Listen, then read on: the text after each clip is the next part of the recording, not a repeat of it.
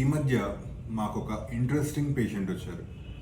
Hair transplantation treatment తర్వాత first month second month కన్సిక్యూటివ్గా రిపీటెడ్గా వస్తూ హెయిర్ ఫాల్ అవుతుందని కంప్లైంట్ చేస్తున్నారు.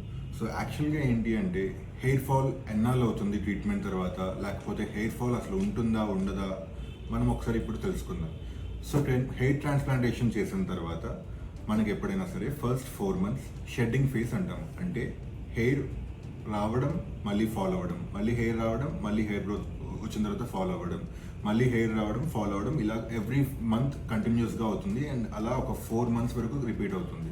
సో 4 months తర్వాత నుంచి షెడ్డింగ్ ఫేస్ కంప్లీట్ అయ్యి కొంచెం స్లోగా హెయిర్ గ్రోత్ అనేది ప్రాపర్గా స్టార్ట్ అవుతుంది.